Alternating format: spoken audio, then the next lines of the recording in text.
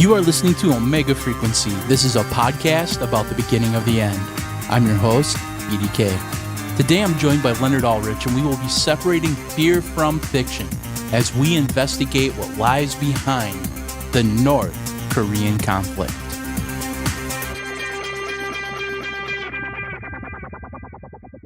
Welcome to the special breaking edition of Omega Frequency, everyone.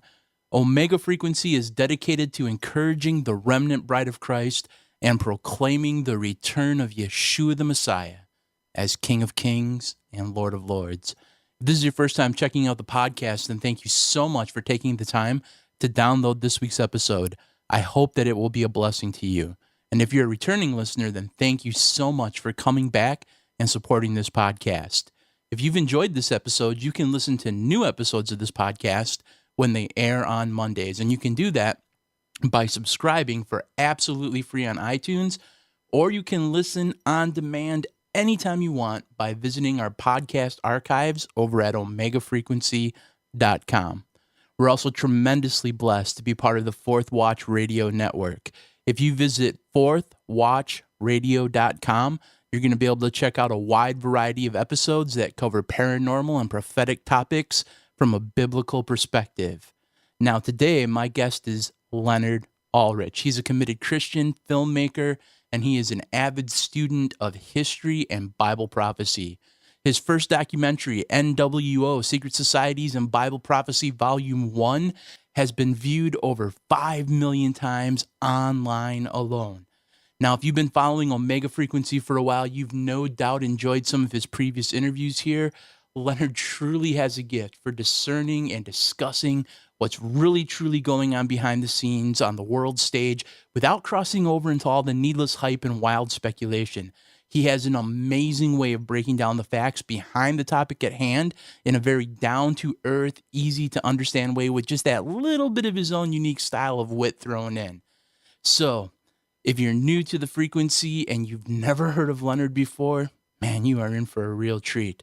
And if you want to learn more about Leonard, or if you want to explore more of his videos and interviews, you can always find him online at nwotruth.org, or you just check out the show notes to this episode. We've linked all of his information there. Well, we literally have a lot of information to sort through on this very timely topic.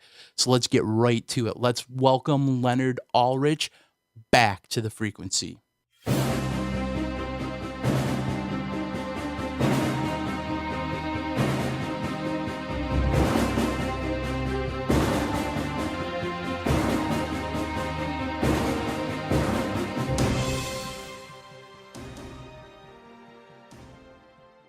Welcome back to the frequency, Leonard. How you doing, my brother?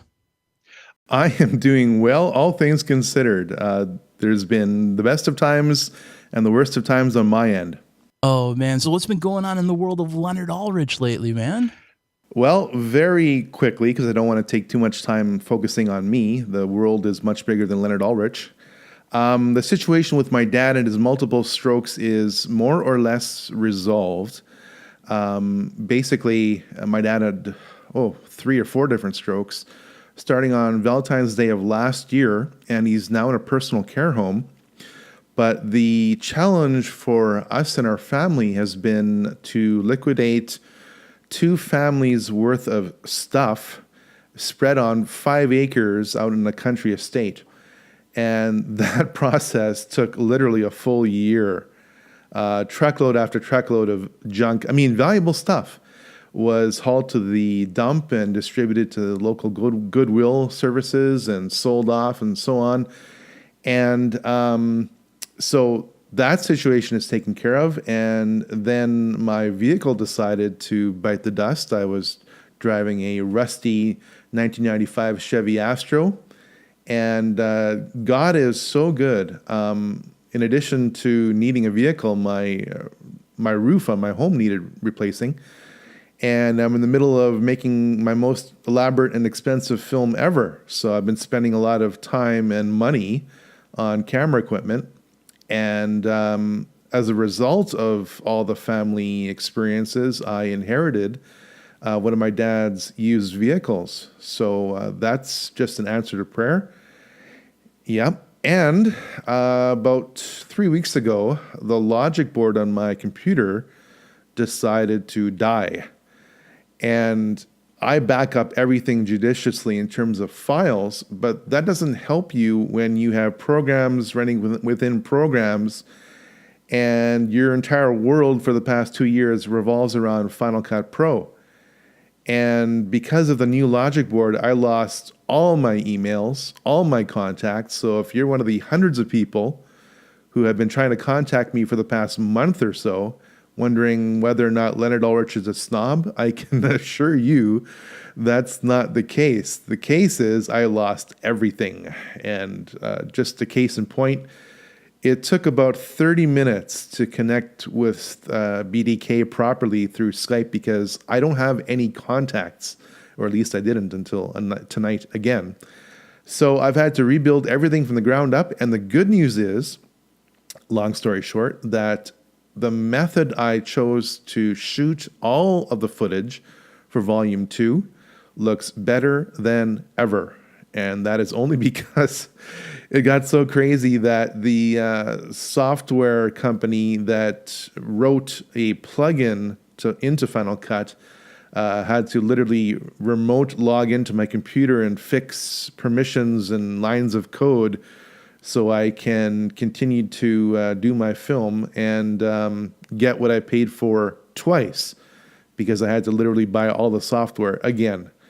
So 2 weeks of my life and $1,200 was wasted on simply getting back to square one.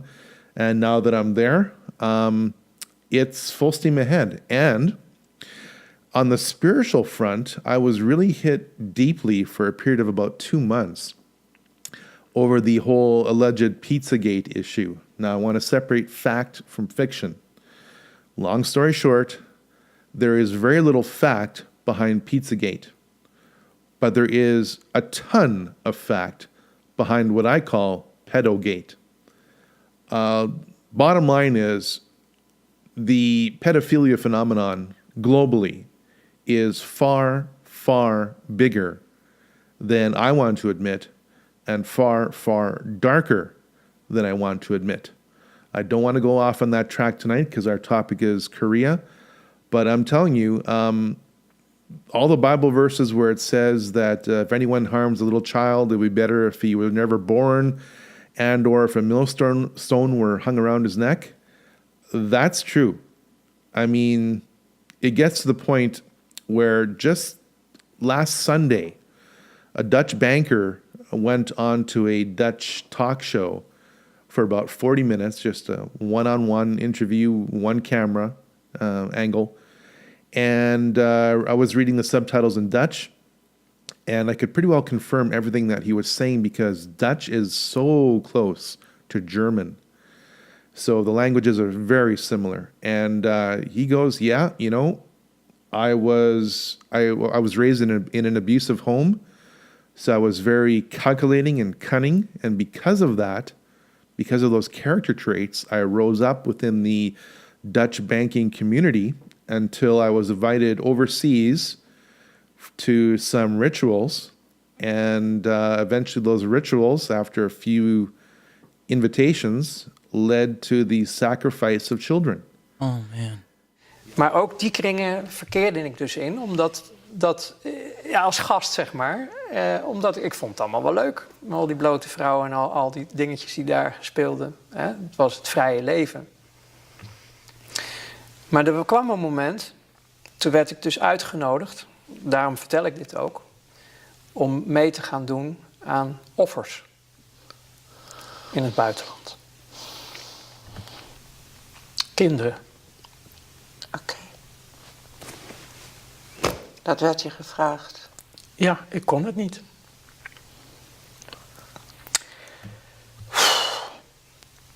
Wil je even stoppen trouwens? Of niet? Nee. Oké.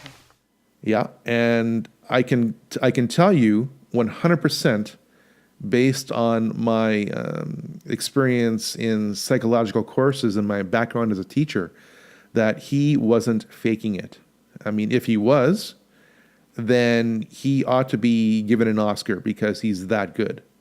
And everything that he said is 100% congruent with about the testimony of 12 to 15 other people that I've come across so far. So the way he said it, what he said, was entirely consistent with the whole pedophile phenomenon. And this is where I'm going to bridge to North Korea. In Revelation 18, I think, I'm just going from memory now, it lists the things that are bought and sold in what I call the Babylonian economy.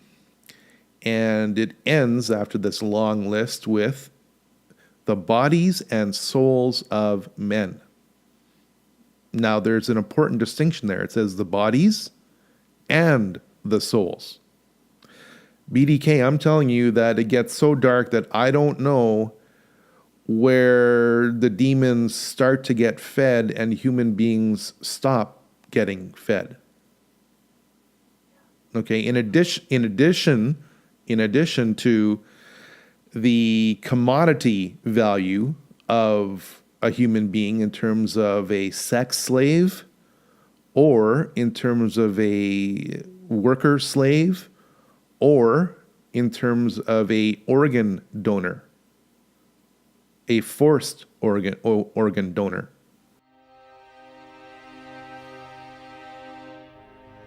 We call it a new form of evil on the world. It's never been done by any government in the past, to take a large group of its own people and say, we're going to kill you without any kind of a trial, and we're going to sell your vital organ parts.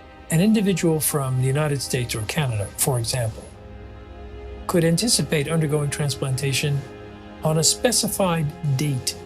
It's a crime against humanity. It's abhorrent, and it needs to stop.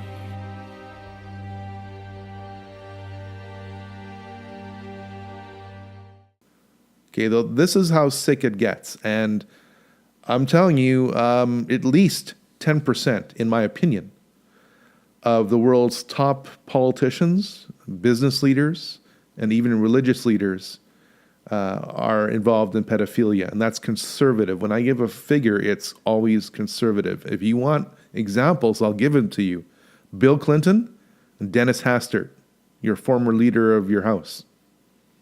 Okay, Bill Clinton goes to, dare I say, Orgy Island on the so-called Lolita Express over 20 times, and several times Hillary was there. Now, what does that say? You know, at the home of convicted pedophile Jeffrey Epstein. So this world is a very, very sick place. If you think that some people wouldn't start a war for personal benefit, financial benefit, well, then you're going to have a hard time explaining pedophilia as well. This is the world that we live in. So we have to be sharp as ever and not get sucked into all kinds of evil simply because it's masquerading as good. Amen. And, you know, to the world, we are just commodities. We are nothing but numbers on a social security card. We're numbers on a bank account. We're numbers on a Bitcoin account. We'll be numbers on a mark one day, you know. But to God, we're more precious than any gold, any silver, any money. He sent his only begotten son, shed his blood for us. That's what gives me hope, Leonard. You know, we can either just follow the world system and just be another disposable commodity, or we can come under the covenant of love within Jesus and find the true worth, the eternal worth that God has for us, man. So tonight we're going to transition, like Leonard said, over into the realm of North Korea. And, you know, we're talking about Jesus. We're talking about the end times. Jesus made it really clear. He said that in the end times, there's going to be wars. There's going to be rumors of wars. And it's really interesting that he chose that word, rumors of wars, right? Because we're a global, you know, society. We're all globally connected. Like if a rumor starts or a whisper of war starts on one side of the planet, the other side of the planet hears it. And people sometimes they get really confused. You know, Jesus said that one of the characteristics of the end times is that people will become really anxious looking at the things that are coming upon the earth. Even men's hearts will fail them for fear because they'll be anxious, they'll be worried.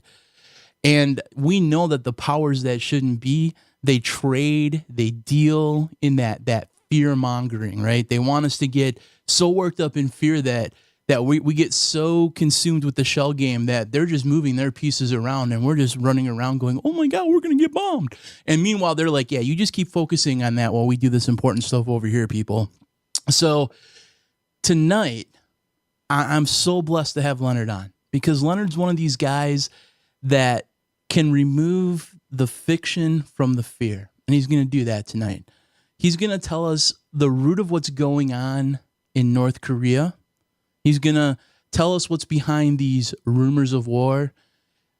Is it really as bad, Leonard, as, Putin is like, he said that, quote unquote, we're on the brink of a deteriorating situation that is it's escalating quickly. Donald Trump is like, it's gravely serious, very, very, very serious. Like, it's very bad. Are we really on the brink of some sort of nuclear warfare with North Korea? Or is there something else going on here? There is something else going on. And to answer your question, not yet. That's coming. Nuclear war is coming, but it's not yet. So we need to unpack that whole statement. Okay, first of all, let's look at what North Korea is. North Korea is not just a communist dictatorship. North Korea is actually a theocracy. North Koreans actually believe that the Jong family, Kim Jong-il, Kim Jong-un, is literally divine.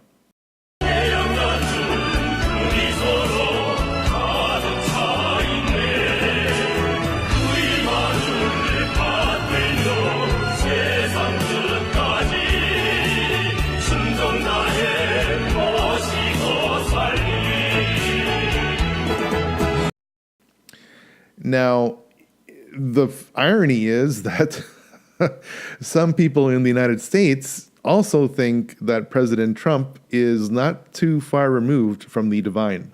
New World And Order we're is gonna break concerned both is myths not specifically named by the cards, Yes. but certainly Okay. feel. Now, the question to ask in the whole North Korean nuke situation is, who gave North Korea its nukes in the first place? Did North Korea develop their own nuclear program from scratch? The answer is no. The answer to who gave North Korea its nukes is the same individual that gave Saddam Hussein the gas that he used on the Kurds. And specifically, I'm talking about, yes, Donald Rumsfeld. You see, it turns out that Donald Rumsfeld was part of a military-industrial contractor named ABB. And back in the day, around early 2000, according to Swiss Info, which is a journalistic site, that contract was worth $200 million or 270 million Swiss francs in a contract with Pyongyang. Now, this was a nuclear power deal. However, the nuclear power deal was knowingly given to the Koreans in such a way that the nuclear material used to power the dams could also be upgraded to weapons grade. So in other words, the backdoor trap was set. Now, anyone who studies psychology and or criminology will tell you that if you give a madman a gun who really wants a gun, he's probably going to use it. And if you give a madman a gun and that madman goes around killing someone, guess what? You're an accessory to that crime. You aided and abetted the madman. Guess what? That's what's going on here in North Korea. It's just a fancy version of giving a madman a gun. If you are a dictator, whether it's North Korea or America, and you can tell by that last line where I'm going with this, You always need to develop a culture of fear. You always have to have an enemy so that people will give their loyalty to you, so that people will live in fear and turn to you, who is the very architect of the situation to begin with, for their entire life, for their food, for their security, etc. There's no more powerful motivator than fear, which is why it's used all the time. Now, I don't get on the internet or on the radio and constantly whip up fear. I think you can tell by now that I'm always mongering fact. And the fact is, we've seen this before. Whether it was the Russians or the Nazis or the North Koreans or the Vietnamese or Saddam Hussein or the war on terror, which is constantly morphing every 2 weeks or so. So, North Korea is just another chapter in the same old bait and switch. And once you see it for what it is, then the fear is almost gone. I say almost because eventually nuclear war is where this is going. And I'll make that case very clear. And just before you do that, could you just take one more quick second and just kind of explain in greater detail this bait and switch that's going on? Okay, like I said, any dictator needs the politics of fear. Okay, so the dictator of Korea, Kim Jong-un, who's just a pudgy loser in every respect, is literally, if you look at the footage of the Korean military parades very closely, look at those missile hulls very closely, you will see that there is no way that any one of those missiles on those trucks would ever achieve supersonic speeds. They are literally pieced together, riveted together. It's a joke. They're all props on a giant movie set. And you'll see dents in the hulls. Yeah, literally, they're pieced together. And the West just can't seem to understand this, because the West is as funded by the military-industrial complex through the news media as the North Koreans are propagandized by their media. This whole thing is about the politics of fear and the politics of the almighty financial dollar. And you have two incredible forces that are colliding. And it's the same old story over and over again. All right. So, name names, dude. Okay. There's no question that Kim Jong-un is psychopathic. However, we need to really break down Trump. And the following is my opinion based on a lot of observation. Like, for several months now, I've been trying to figure out Trump. And I'm going to give you my perspective on him. Trump was regarded as being perfect by conservatives and many Christians in the alt-right media, especially Alex Jones, who practically built his career over the past year or so on lauding Donald Trump. But Donald Trump has a huge weakness, and his weakness is his ego. He's being played, and his ego is so big that he can't see that he's being played for his ego. Ever since Trump sent cruise missiles into Syria on a stupid, pre-advertised mission, in other words, he literally advertised to the Syrians or warned 2 hours in advance that he's going to be bombing an airstrip with these outdated missiles, and less than 24 hours later, the airstrip was totally usable. I mean, in terms of military accomplishments, sending those 50 or so cruise missiles into Syria was an absolute waste. Okay? But Trump did it for a reason. Trump sent those cruise missiles into Syria for a reason. And the reason is to change his image and again, to constantly pet his own ego. Did you notice, BDK, that ever since that Syrian cruise missile strike, the whole theme of Trump is working with the Russians was immediately dropped? That's right. So before the election, during the election, after the election, constant themes of Trump and the Russians were being bandied about. You don't hear that anymore. In fact, I just about fell out of my chair the moment I saw CNN anchors praising Trump. I never thought I would hear that. But there you have it, okay? So now Trump is the media darling of CNN, and warmongers like John McCain and Lindsey Graham are satisfied for now. And the Dow is at 21,000 points. Hooray, okay? So Trump passed all kinds of positive policies during his first 30 days, but when he ran headlong into the reality of the American economy, everything changed. And what is that reality? Well, the reality is no one wants war, but the entire American economy and a 21,000 point stock market depends on the debt and death paradigm. Now, I need to back up a little bit historically. The past 500 years worth of which nation on planet Earth had the world's reserve currency was always based on one thing. Would you care to guess what that one thing is? Actual money. No, not at all. No, that's a very good guess. But I just, again, 3 years of research into the whole subject of money reveals a common thread. And the thread is the nation that has the world's largest army will always also have the reserve currency status of the world. Yes.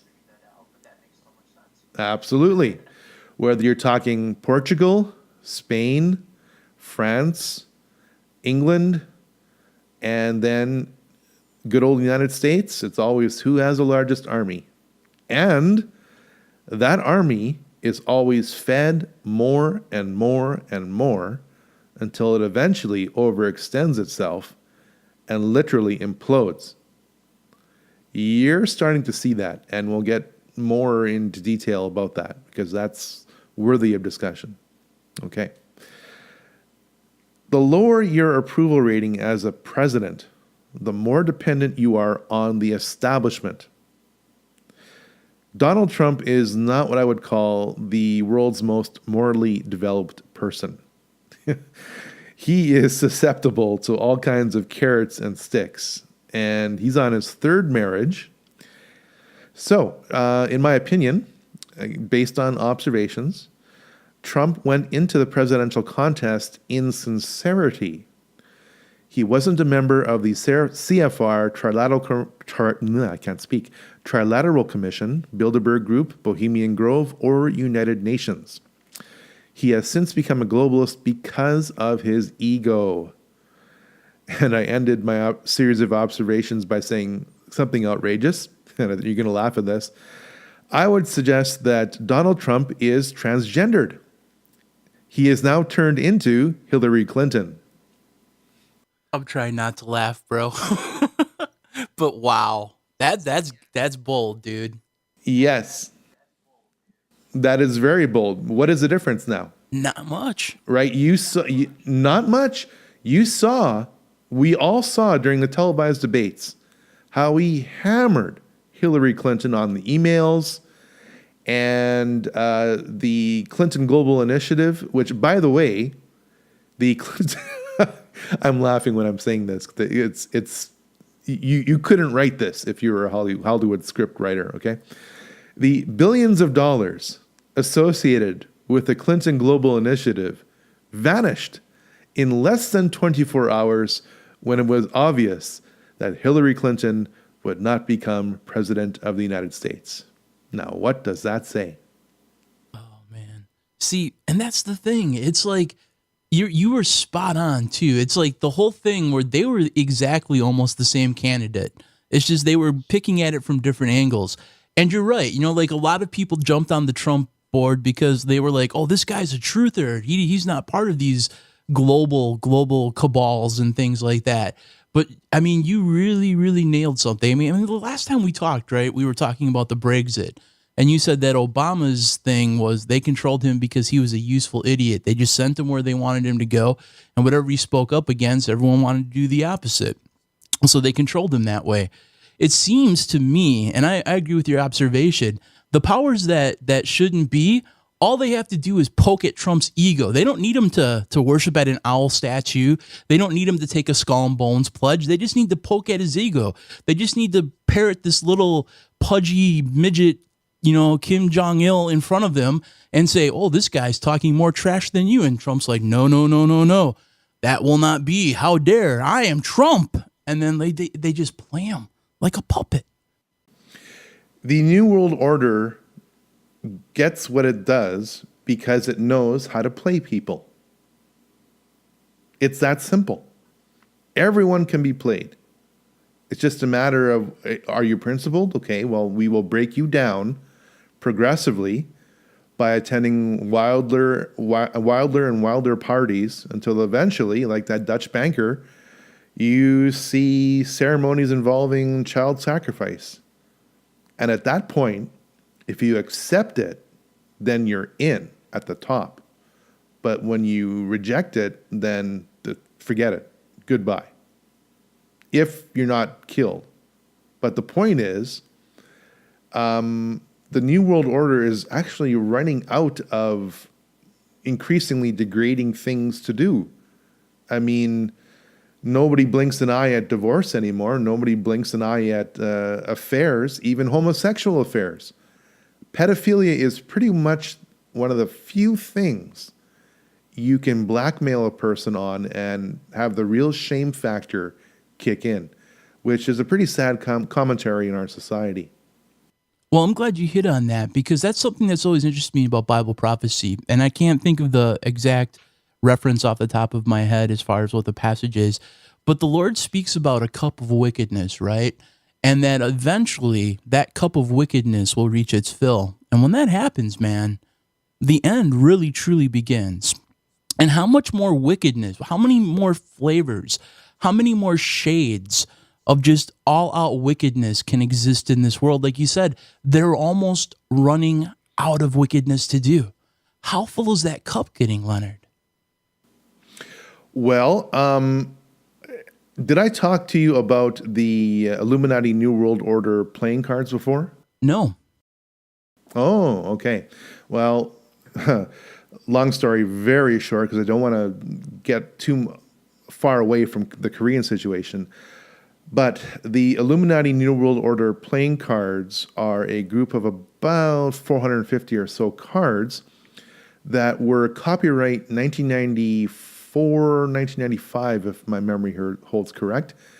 And all 400 plus cards detail aspects of the New World Order. And I'm telling you right now, and I will put this in the video, I have about 70, 80 of the cards. And it's one of my goals to purchase the entire set, which can be yours for about $500, $600. But the point is, you couldn't know a lot of what is happening in the world right now unless you have access to those cards. They are that prophetic. Yes, they are nothing more than a fantasy card role-playing game. But after about 20, 40, 80, 200 quote-unquote coincidences, the sheer number of coincidences is beyond coincidental. We're talking about a depiction of the Pentagon, whose center is on fire. And the title of the card is called Pentagon.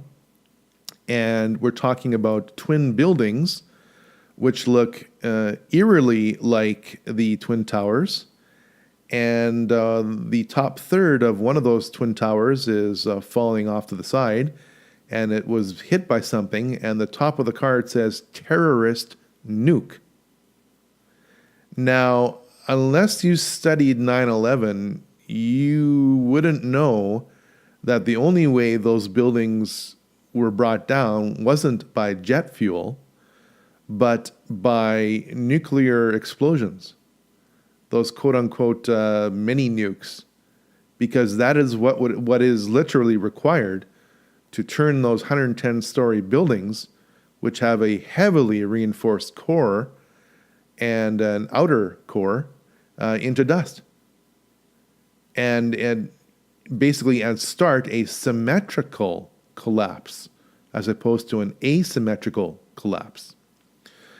And so, like I said, I don't want to get too far on the rabbit trail on these cards, but the point is, I have about 80 of those cards, like I said, and the more time passes, the more those cards are what I'm seeing today. And they're not just superficial cards. I mean, you get into some really, really deep spiritual truths. I'm talking about a Messiah card, where everyone is depicted in a state of rapture. And every card, by the way, has a cartoon image, which gives you details as to the nature of the cards. We are talking about spiritual truths found in the media, because one of the labels or functions of Satan is the prince of the power of the air. And I'm telling you right now, certain electromagnetic frequencies and the vehicles by which these frequencies can be delivered, as in television, can lead into someone into a suggestive state where they are less than aware. And so the message that is delivered into their subconscious registers as though it was that person's own thought. So now you know why television programming is called television programming, and now you know why I haven't had a television for 15 years. And I know that a lot of people are like, why are we rabbit trailing? But this is so important. And this speaks to this larger issue of fear mongering, right? So we talked about these cards, and I've seen some of these cards on, we've seen some. I mean, I'm sure a lot of my listeners have a frame of reference for what you're talking about. But then there's always going to be people that are like, well, now this is just kind of conspiracy. Like, why would the New World Order, why do they tip their hands? If they have this like secret hidden agenda, why are they putting it on playing cards? Or, you know what I'm saying? Like, why are they putting symbols in movies and stuff like that? Why do they like telegraph their plans? Is that a measure of fear and control also? No. To answer your question very directly, the only way you can understand how the New World Order works is to take all the patterns and all the prophecies of God in the Bible and invert them 180.0 degrees. For example, there is a principle in the Bible which says, and help me out here, I'm just going by memory, the Lord will do nothing except reveal his intentions to his prophets. Is that correct? That is correct. Okay, so in other words, God takes delight in telling those who follow him what he's going to do, so that when the world is busy falling apart, you as a follower of Christ can have the reassurance knowing that even though the chaos may result in the loss of your body, the world cannot have your soul. Okay, so there's that reassurance. And so take that principle and then invert it so that those who are really high up in the quote-unquote New World Order all these denominations of evil that has been going on for thousands of years. Okay, they always tell people what they're going to do in advance. And in their arrogance, they say that if people are too stupid to not see what's going on, then they deserve their fate. It's kind of like self-satisfying or self-justifying philosophy. It's extremely egotistical, but that's what they do. So a lot of what they do is encoded in symbols. Symbols reveal plans to those who are in the know, to those who want to see, and they conceal their motives to those who do not want to see. So it's kind of like a perverted "he who has an ear, let him hear" sort of thing, but they're flipping it towards Satan. Absolutely. Absolutely. I mean, good old Hebrews chapter 1, in Christ there is no male nor female, no Hebrew, nor Greek, no slave nor free man. When I'm just take that principle and flip it. In Lucifer, there is no Jew, nor Jesuit, nor Muslim, nor fake preacher. Right? So you can be a Jewish supremacist, you can be a Christian dominionist, you can be a pedophile priest, you can be whatever you want, you know. Satan takes all people.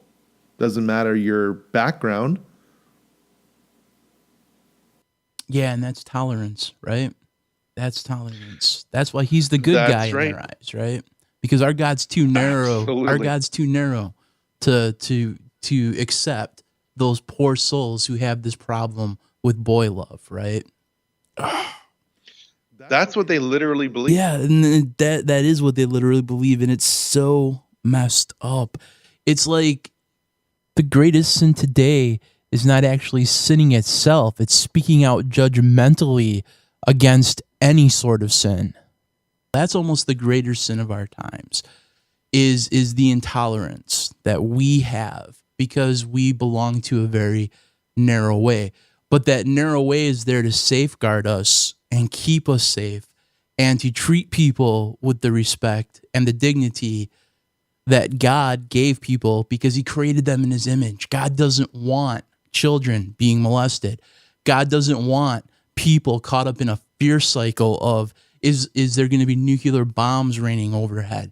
God doesn't, God looks down in places like Africa where there is no law, where, you could be walking to get water one day and then you could face rape because there is no police system. God is a God of justice. One day he will return. Jesus will return and he will rule righteously. But until then, man, we are just besieged and besetted by all of this from every single side, man. And I know our conversation's kind of going in all different directions, but I really just feel led to ask you, man, because there's probably somebody at this point that's wondering. You guys are talking about heavy issues. You guys are talking about fearful issues. You guys are talking about cabals and controls, and you're talking about possible nuclear war coming, and you're talking about pedophilia cults, and I have children, man. If I'm a Christian, how do I live above this fear culture? How do I live victoriously in this time? Because I'm living in a time of fear, Leonard. Very simple. The most dangerous wolf is the wolf that you let into your heart. And what I mean by that is this. How many hours of media are you consuming per week?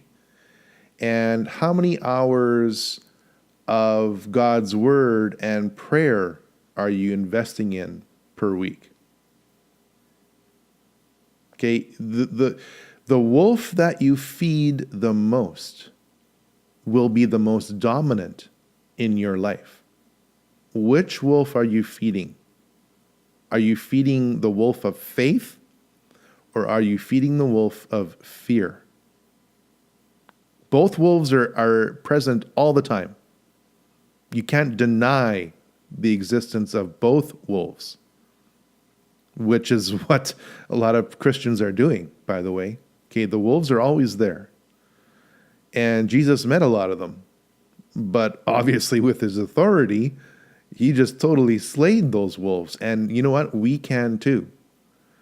One of my missions in what I'm doing here and in my films is to create dissatisfaction with the structures of the world, whether it be financial, political, social, even religious, so that we are all driven towards the only thing that will satisfy, and that is a relationship with Jesus Christ. Not a religion, a relationship.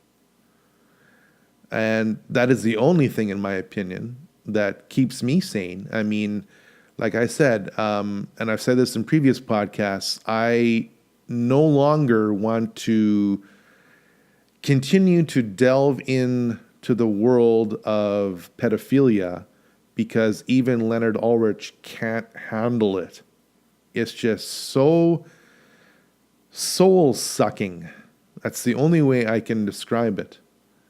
That I can't handle it. Okay, literally cannot handle it. So I acknowledge the existence of it. And it is, like I said, far more widespread and dark than I want to admit. So what I'm going to do is make sure that I don't watch television programs that are soon going to normalize this. And mark my words, you're going to see pro-pedophilia spokespeople coming out of the LGBTQ ABCDEFG movement. Okay, that's what's next, because that's a natural progression, right? We're talking about the erosion, the progressive erosion of all moral standards. So that's going to be what's next. And as a matter of fact, I'm just starting to see that now, because we didn't hear about the transgender issue until about 3 years ago. Then all of a sudden, Caitlyn Jenner and everything else, and boom, it's right in front of our face in a massively coordinated fashion. So expect to see that eventually in the whole pedophilia issue. So we need to be aware of it, and we need to be aware that we are being manipulated to accept it. Don't accept it. Don't.